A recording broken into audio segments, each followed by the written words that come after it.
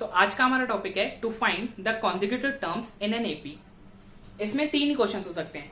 Either they will tell you to find the 3 consecutive terms और 4 consecutive terms और 5 consecutive terms.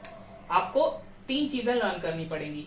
Like for 3 consecutive terms the sequence will be a minus d, a and a plus d.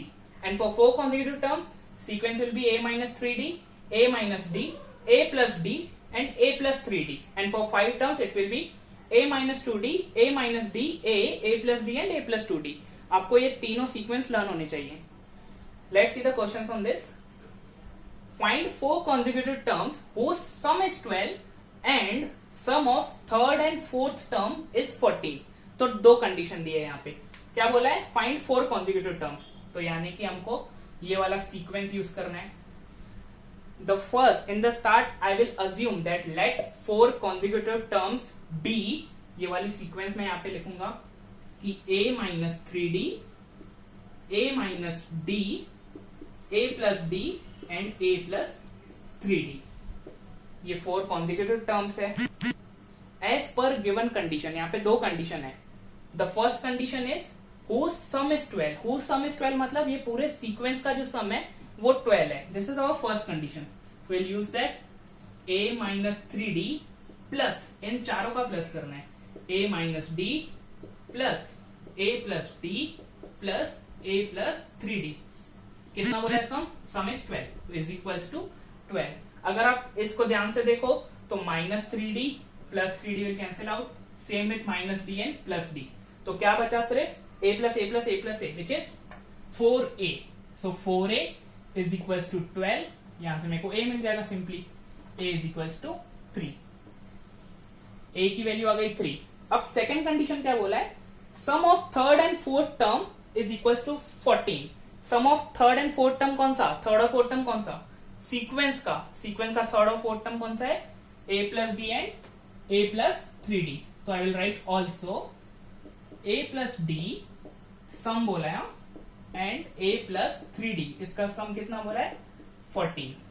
अगर bracket open करेंगे तो a plus a is 2a, d plus d is 4d is equals to 14। a की वैल्यू इसमें substitute कर दूंगा मैं, 2 is equals to into 3 plus 4d is equals to 14।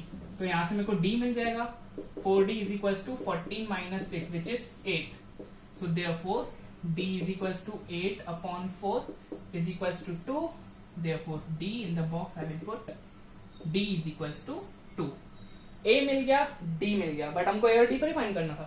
हमको फाइंड करना था फाइंड 4 कॉन्जिक्यूटिव टर्म्स, और हमने अज्यूम किया था ये sequence a minus 3d, a minus d। तो इसमें अगर हम a और d की वैल्यू डाल देंगे तो हमको चारों टर्म्स आ जाएंगे। आप सब्स्टिट्यूट करो, a है 3, d है 2, तो 3 minus 6, 3 minus 6 will be minus 3। तो माइनस 3, ऐसे ही आप तीनों और के लिए करोगे तो आपको सीक्वेंस क्या आ जाएगा? माइनस 3, 1, 5 और 9। अब एट लास्ट आप बोलोगे कि by putting a is equals to 3 and d is equals to 2 we will get this sequence. ठीक है, फाइनल आंसर आपको बॉक्स में डालना है। अगर आप चाहो ना, इसमें आप वेरीफाई भी कर सकते हो आपका आंसर राइट है कि नहीं। कंडीशन क्या बोला था कि sum of the sequence which will get is 12। तो देखो आपको क्या मिला है? माइनस 3, 1, 5 और 9। इसका समेशन देखोगे तो 1 plus 5 6, 6 plus 9 is 15, 15 minus 3 is 12। तो फर्स्ट कंडीशन तो बराबर है। सेकंड कंडीशन भी देखेंगे, थर्ड और फोर्थ टर्म का 14 बोला है। थर्ड और फोर्थ टर्म कौन सा है इसमें? 5 और 9। तो समेशन ऑफ 5 एंड 9 इज 14। तो दोनों कंडीशन वेरीफाई हो गई, मतलब आपका जो सीक्वेंस है वो करेक्ट है। सेकंड सम। तो सेकंड क्वेश्चन है find 3 consecutive terms whose sum is 27 and product is 504। तो देखते हैं इसको। सबसे पहले आपको क्या करना है? अज्यूम करना है 3 कॉन्जिक्यूटिव टर्म्स का सीक्वेंस क्या था? a minus D, a and a plus d. तो स्टार्ट में मैं क्या लिखूंगा? Let 3 consecutive terms be a minus D, a and a plus d. Now as per given condition, दो कंडीशन दी है। फर्स्ट कंडीशन क्या है? whose sum is 27, मतलब पूरे जो सीक्वेंस का सम है वो 27 है।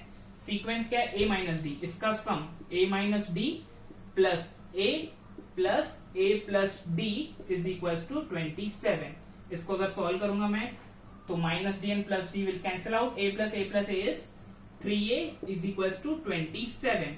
सो यहां से a आ जाएगा, a क्या हो जाएगा? 27 7 divided by 3 which is equal to 9। तो यहां से मेरे को a मिल गया, a is equal to 9। Now what is the second condition?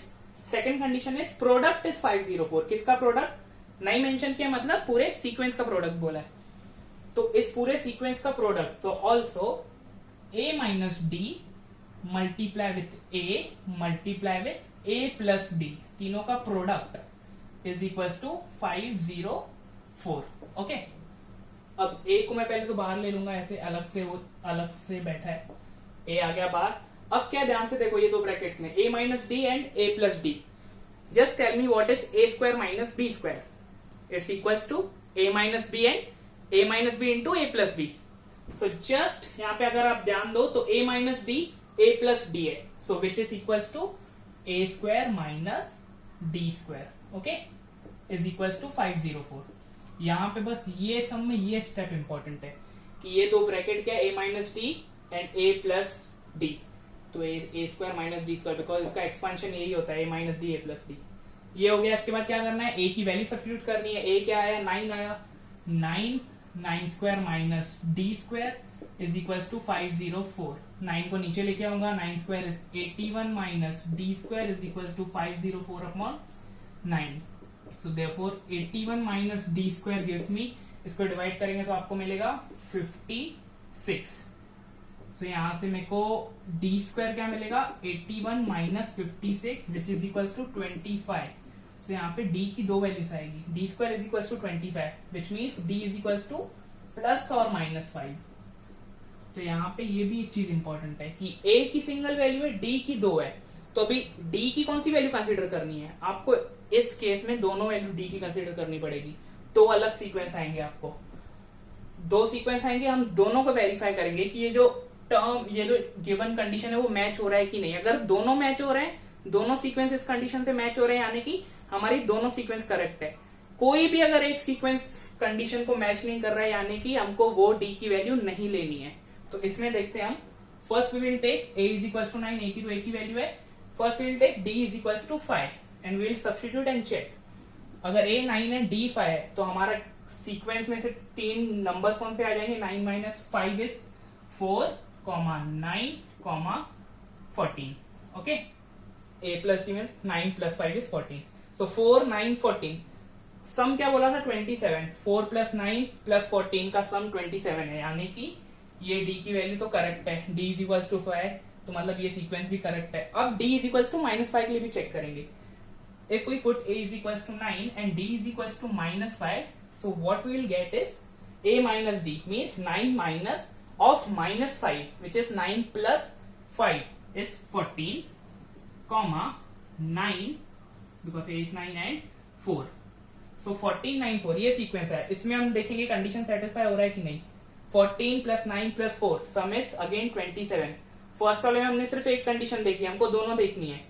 Product भी अगर आप निकालो इन तीनों का तो 504 है, अगर 14, 9, 4 का भी निकालो which is one and the same is also 504। सो इस केस में दोनों सीक्वेंस हम कंसीडर करेंगे, दोनों d की वैल्यू कंसीडर होगी, क्योंकि दोनों सीक्वेंस कंडीशन को सेटिस्फाई कर रहे हैं।